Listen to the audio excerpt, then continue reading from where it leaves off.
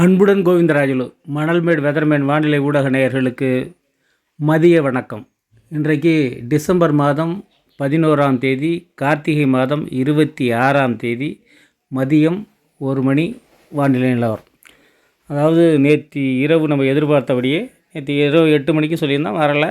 Night ஒரு 12 மணிலேருந்து மயிலாடுதுறை மாவட்டத்திலாம் மழை தொடங்கி விட்டு விட்டு பெஞ்சிச்சு. இப்போ காலையிலேருந்து தொடர் மழையாக, தூறல் மழையாக, அப்பப்போ கொஞ்சம் மிதமான மழையாக பேஞ்சிக்கிட்டு இருக்குது. கனமழைங்கிறது அப்பப்போ பெய்யுது, இல்லைன்னு சொல்லலை. ஆனால் இன்றைக்கி இரவு, அதாவது இப்போ சுழற்சி கொஞ்சம் தூரத்தில் இருக்குது. 415 இதில் ஜூம் இடத்துல காட்டுது. ஆனால் சுழற்சியுடைய வெளி சுற்று 320 கிட்ட வந்துருச்சு. அது கிட்ட நெருங்கிறதுக்கு இன்றைக்கி நாளைக்கு தான் வரும், நாளைக்கு வரும். ஆனால் இன்றைக்கி மாலை கிட்ட நெருங்கிடும். இனிமேல் சுழற்சியினுடைய நகர்வு வேகம் குறையும். ஏன்னா இந்த கொஞ்சம் லேசாக இழுத்து பிடிக்கும்னு சொல்லுவாங்கள்ல, அந்த மாதிரி இழுத்து பிடிச்சிட்டு கொஞ்ச நேரம் நிலை பெற்று அது நகரும். ரைட்டுங்களா? இதுக்கு கலக்கையில் சொல்லணுன்னா இப்படி தான் சொல்லணும். அதாவது இது இதில் என்ன விஷயம்னு கேட்டிங்கன்னா, இன்றைக்கி ராத்திரிலேருந்து காற்றோட மழைங்க. பெரிய புயல் காற்றுலாம் கிடையாது, ஒரு 50 கிலோமீட்டர் ஸ்பீடு காற்றோட. ஏன்னா இன்றைக்கி சாயங்காலம் அது காற்றழுத்த தாழ்வு மண்டலமாக மாறுறதுக்கான வாய்ப்பு அதிகமாக இருக்குது. இப்போ என்ன இருக்குது? வெல் மார்க்டு லோ ப்ரெஷர், அதாவது ஆழ்ந்த காற்றழுத்த தாழ்வு பகுதியாக தான் இருக்குது. அதுக்கப்புறம் நாளைக்கு டிப்ரெஷன்னு சொல்லுவாங்க, தாழ்வு மண்டலமாக மாறுறதுக்கு வாய்ப்பு அதுக்கப்புறம் டீப் டிப்ரெஷன், அதுக்கப்புறம் தான் புயல், அதாவது சைக்ளோன், ஸ்டார்ம், அதெல்லாம். ரைட்டுங்களா? அதனால் இது தாழ்வு மண்டலமாக, ஆழ்ந்த காற்றழுத்த தாழ்வு மண்டலம் இல்லை, தாழ்வு மண்டலமாக ஆகிறதுக்கு வாய்ப்பு இருக்குது. அது மன்னார் வளைகுடா வழியாகத்தான் போக போகுது. ஏன்னா இப்போ சூறைக்காற்றுடன் கனமழை இன்றைக்கி ராத்திரியிலேருந்து நாளைக்கு ராத்திரி வரைக்கும் கிட்டத்தட்ட 24-26 மணி நேரம் தொடர் கனமழை பெய்ய போது. இந்த ரேடார் பிக்சர் பார்க்கலாம், மேக குவிகளில் எப்படி ஏற்படுது.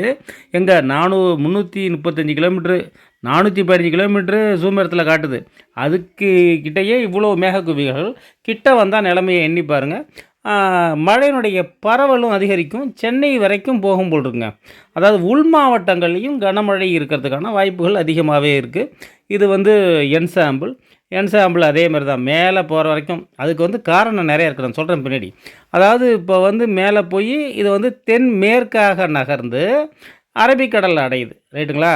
அது தொடர்ந்து வாழை பிடிச்சிக்கிட்டே ஒரு சுழற்சி 16ஆம் தேதி வருது. 15ஆம் தேதி ஒரு நாள் மழை இருக்காது, 14 ஈவினிங் வரைக்கும் தொடரலாம். அப்புறம் 15 ஒரு நாள் மழை இருக்காது, மேகமூட்டமான வானிலை இருக்கும். 16ஆம் தேதியிலேருந்து திருப்பி மழை. அது 20ஆம் தேதி வரைக்கும் அது கொஞ்சம் தீவிர நிகழ்வாக வரும். இப்போ அது எப்படி நகர்ந்துருக்குன்னு பார்த்தா உங்களுக்கு தெரியும். அதாவது வடமேற்காக நகர்ந்து அப்புறம் டைரெக்டாகவே தென்மேற்காகவே நகர்ந்துருக்குங்க. அதுக்கப்புறம் அது டிஸ்டன்ஸ் கணக்கு பண்ணுறோம். 335 இதுகிட்ட அந்த சூமரத்தில் காட்டுறது 445 கிலோமீட்டர் கிட்டுங்களா. கிட்டத்தட்ட 100 கிலோமீட்டர் அவுட்ருத்தே இருக்குது. அதனால தான் நான் இப்போது பயப்படுறதே சூறைக்காற்றுடன் கனமழைங்கிறது. ஏன்னா தாழ்வு மண்டலம் ஆகிடுச்சின்னா 50 கிலோமீட்டர் ஸ்பீடு நிச்சயமாக காற்றை எடுக்கும். அதில் எந்த விதமான சந்தேகம் கிடையாது. 63 போனால் தான் அது புயல். அதனால் சூமரத்துலேருந்து பார்த்திங்கன்னா 445 அதனுடைய நடுப்பகுதி இருக்கிறத காட்டுது. ரைட்டுங்களா? 335 அவுட்ரு பேண்டு. ரைட். இவங்க அதாவது ஏற்கனவே ஒருத்தர் வேறு சொல்லியிருந்தாங்க, அதுக்காக நான் அதை சொல்கிறேன். இதனால் காற்று மழை இருக்குது அப்படிங்கிறது தெரிஞ்சிங்க. அதாவது 24 மணி நேரம் காற்று மழை இருக்குது. அதனால் கொஞ்சம் கடுமையான மழை டெல்டா மாவட்டம் ஒட்டுமொத்த டெல்டாவை குறி வச்சு தான் இந்த 4 நிகழ்வுகளுமே வருது. தொடர்ந்து 4 நிகழ்வு 16 to 21 அது ஆழ்ந்த காற்றழுத்த தாழ்வு மண்டலம்.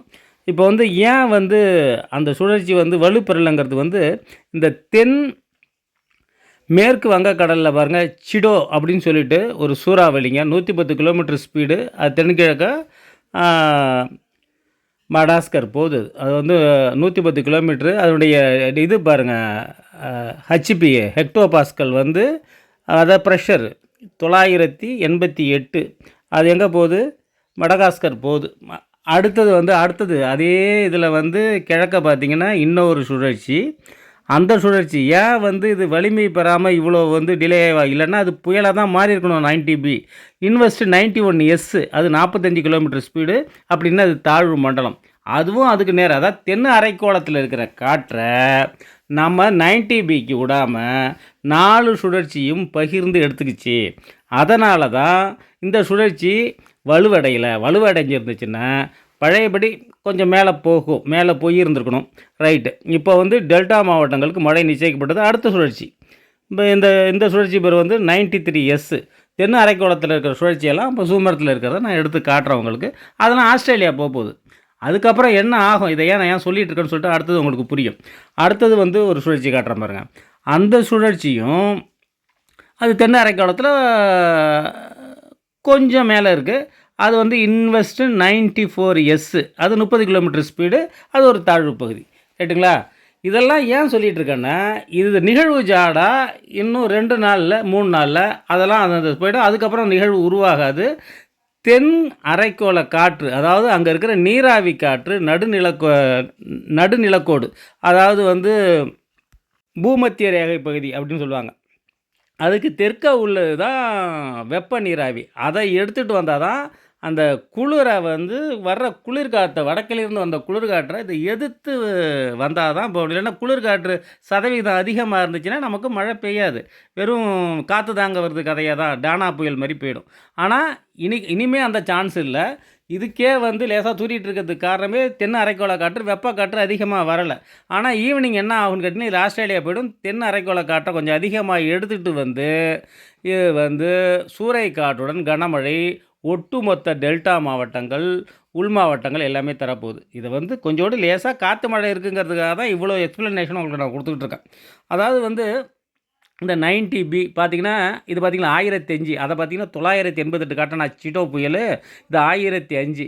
1006லேருந்து 1005 ஆகிருக்கு. அதனால தான் வந்து தாழ்வு பகுதி குறைய 980 980லாம் வந்துச்சுன்னு வச்சிங்களேன், அதெல்லாம் புயல். அதில் எந்த விதமான சந்தேகமும் கிடையாது. இது 1006. இன்னும் வந்து அது 1004 1003 போகிறதுக்கு வாய்ப்பு இருக்குது. போச்சுன்னா தாழ்வு மண்டலமாக மாறிடும். ஸ்பீடும் 55 கிலோமீட்டர் 50 கிலோமீட்டர் ஸ்பீடு எடுத்துரும். 63க்கெலாம் போகிறதுக்கு வாய்ப்பு இல்லை. ஆனால் 16ஆம் தேதி வர்றதற்கு பாருங்கள். இது வந்து என்னென்ன மேப் செக்ஷனே மாற்றி பார்க்குறேன். இப்போ வந்து ஐகான் தான் நம்ம பார்த்துட்டு இருந்தோம். இப்போ ஜிஎஃப்எஸ் எடுத்து பார்க்குறோம். இப்போ ஐகான்லேருந்து ஜிஎஃப்எஸ் எடுத்து மாற்றி பார்த்தா இது எல்லா விஷயமும் என்ன சொல்கிறதுன்னா மன்னார் வளைகுடாவுக்கு வருது. 4 நிகழ்வுமே சொல்லுது. அதாவது இசிஎம்டபிள்யூஎஃப், ஆக்சஸ்ஸு, ஜிஎஃப்எஸ்ஸு, ஐகான் எல்லாமே மன்னார். அதை போட்டிருக்குங்களா, மன்னார். அந்த இடத்துல வந்து எந்த ஒரு நிகழ்வும் மன்னார் வளைகுடா கிட்ட வந்துச்சுன்னா ஒட்டுமொத்த தமிழகமே மழை பெறும். இது வந்து பாலபாடம். ரமணன் சார் ஏற்கனவே வானிலை மைய இயக்குனர் இருந்தார் தெரியுங்களா, அவர் அடிக்கடி இந்த வார்த்தையை சொல்லுவார். நானும் அனுபவிச்சிருக்கேன். நான் அப்போல்லாம் எனக்கு பெரிய விஷயமா தெரியாது. இப்போ நான் வானிலை ஆராய ஆரம்பித்ததுக்கப்புறம் மன்னார் வளைகுடாங்கிறது வந்து ஒட்டுமொத்த தமிழகத்துக்குமே மழை கொடுக்கக்கூடிய ஒரு இடம். அதுவும் பாக் ஜலசந்தியம். அதனால் வந்து கடுமையான மழை. அதாவது வந்து அதில் வேற நிற்க போகுது. ஒரு நாள் கிட்டத்தட்ட ஒரு 12 மணி நேரம் நிற்க போகுது அந்த இடத்துல. அப்படின்னா எவ்வளோ மழை இருக்குன்னு நீங்கள் வந்து உங்கள் கற்பனைக்கே விட்டுறேன். ஏன்னா இது ஒரு முன்னெச்சரிக்கையாக தான். முதல்ல நம்ம பயிர் முழுவுது, தண்ணி பாயுது, அதெல்லாம் ஒரு பெரிய விஷயம் இல்லை. அதெல்லாம் பெருசாக ஒன்றும் கதிர் வந்துட்டுருக்கு, அதுதான் கொஞ்சம் பாதிக்கும் போல் இருக்குது.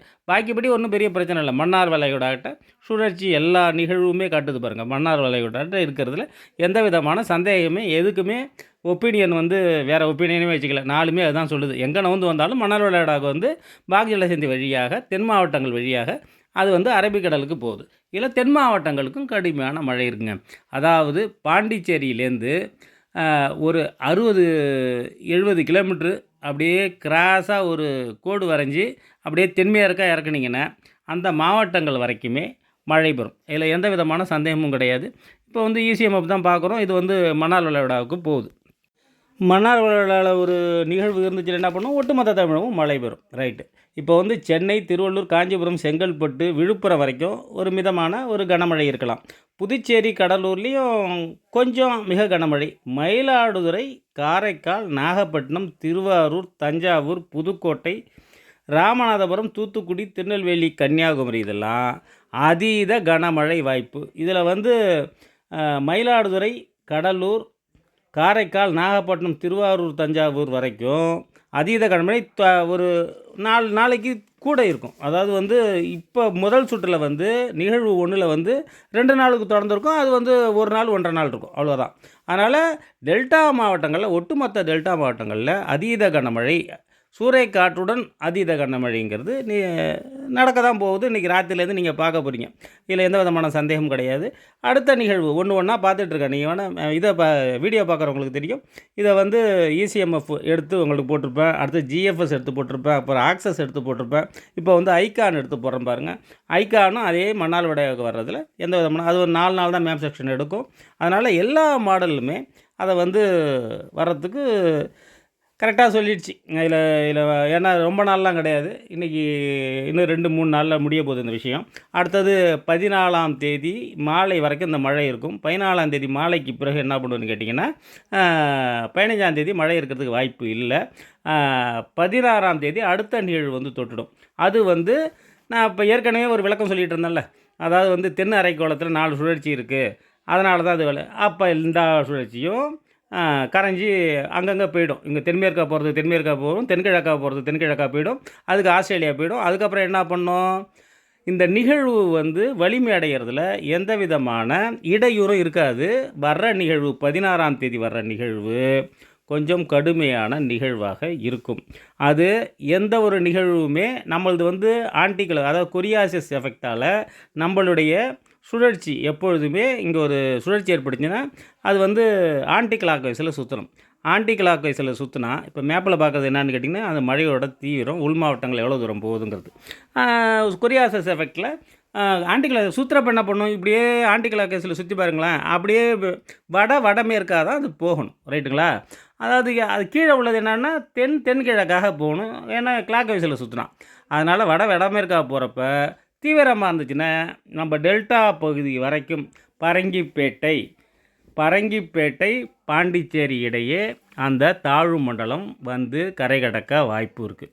அது புயலாக மாறத்துக்கு வாய்ப்பு இருக்குது. இல்லைன்னீங்கன்னா புயலாக மாறத்துக்கு வாய்ப்பு இல்லை. அடுத்தது 21 to 24 ஒன்று வருது, அது புயலாக மாறத்துக்கு வாய்ப்பு. கடைசியில் 27, 26, 27 ஒன்று வருது, அது நிச்சயமாக புயல். ஆனால் இது முதல்ல உள்ளது புயலாக மாறிச்சுன்னா சக்தி, முதலாக உள்ளது புயலாக மாறிச்சுன்னா அதுக்கு பேர் சக்தி. அடுத்ததுக்கு வர்றதுக்கு வந்து தாய்லாந்து வச்ச பேர் மோந்தா, MONTHA. அதாவது வந்து இது வந்து புயலாக மாறத்துக்கு வாய்ப்பு. ஏன்னா மயிலாடுதுறை கிட்ட அது தாழ்வு மண்டலம், இது 16 to 21, அது வந்து மயிலாடுதுறைகிட்ட கரை கடக்கிறதாக காட்டுது. ஜிஎஃப்எஸ்ஸு அதுவும் கிட்ட மயிலாடுதுறை. ஏன்னா இது ஒட்டுமொத்த டெல்டா மாவட்டங்களில் இந்த 4 நிகழ்வுகளை மாட்டுது. அதுதான் இங்கே பிரச்சனை என்னன்னு கேட்டிங்கன்னா, திருப்பி ஏன் முன்னெச்சரிக்கை எச்சரிக்கைன்னு சொல்லிட்டு தம்ப்லைன் போடுறோம்னு கேட்டிங்கன்னா, அலட்சியம் பண்ணாதீங்க, நேற்று வரைக்கும் எருவு படாதீங்கன்னு, அதெல்லாம் வராதுங்க அப்படின்னு சொல்லிட்டு போனவங்கலாம் இன்றைக்கி ராத்திரி தெரியும். இந்த இப்போ காலையிலேயே தெரிஞ்சிருக்கும் மழை பெய்யுறது. இது வரைக்கும் ஒரு 6 சென்டிமீட்டர் 7 சென்டிமீட்டர் பெஞ்சிருக்கணும். அதில் எந்த விதமான சந்தேகம் கிடையாது. ஏன்னா தொடர் மழை விடவே இல்லை, தொடர்ந்து பெஞ்சிக்கிட்டே இருக்குது. இந்த மயிலாடுதுறைலாம் பார்க்கல, நான் இருக்கிற இடம் மணல்மேட்டில் மழை பெஞ்சிக்கிட்டே இருக்குது, நிற்கவே இல்லை. ராத்திரிலேருந்து இது வரைக்கும் நிற்கலை. மயிலாடுதுறை ஆட்சியர் வந்து இன்றைக்கி வந்து விடுமுறை விட்டுட்டார். அவருக்கு அந்த தாக்கம் தெரியும். ஆனால் நாளைக்கும் விடுமுறை. நான் தான் ஏற்கனவே சொல்லியிருப்பேன், அதாவது அரையாண்டு தேர்வுகள் நடக்குது, அது வந்து தொடர்ந்து நடத்த முடியுமா அப்படிங்கிறது. 2 தேர்வு தான் என்னமோ நடந்திருக்கு போல் இருக்குது, தொடர்ந்து நடத்த முடியாது. திருப்பி அவங்க வந்து ரீடெஸ்ட் வைக்கணும். அதனால தான் 3 மாவட்டங்களுக்கு ஏற்கனவே வச்ச மாதிரி அவங்க ஏற்கனவே வச்சுருந்துருக்கலாம். அவங்களுக்கு வந்து எப்படி சொல்ல முடியும், எங்களுடைய ஒரு நிகழ்வே இன்றைக்கி வந்து நடக்கலை, வர்த்தக சங்க நிகழ்வு, ரைட்டு. அந்த மாதிரி அவங்களுக்கு சொன்னால் அவங்களும் கேட்கல. அதனால் பட்டால் தானே தெரியுங்கிற மாதிரி பார்த்தா தான் தெரியும் அவங்களுக்கு, ரைட்டு. இதை வந்து நான் எதுக்காக சொல்கிறேன்னா, ஒரு முன்னெச்சரிக்கையை சொல்கிறோம்னா நம்ம எதுக்காக சொல்கிறோம், இதில் எங்களுக்கு ஏதாவது ஒத்த பைசா புண்ணியம் இருக்கா? நமக்கு தெரிஞ்ச விஷயங்கள் 4 பேருக்கு தெரியணும், ஒரு முன்னெச்சரிக்கை படுத்தணுங்கிறதுக்காக தான் நாங்கள் இதை சொல்லிகிட்டு இருக்கோம், ரைட்டுங்களா? அடுத்தது தொடர்ந்து டிசம்பர் 31 வரைக்கும், 25 வரைக்கும் நிச்சயமான மழை. 31 அது வந்து கொஞ்சம் டைம் எடுக்கும் போல் இருக்குது. டைம் எடுத்துச்சுன்னா டிசம்பர் 31 வரைக்கும் மழை இருக்குது. அப்புறம் ஜனவரி 7ஆம் தேதி வரைக்கும் மழை இருக்குது. இதை வந்து ஆக்சஸ் மேப் காட்டுறது.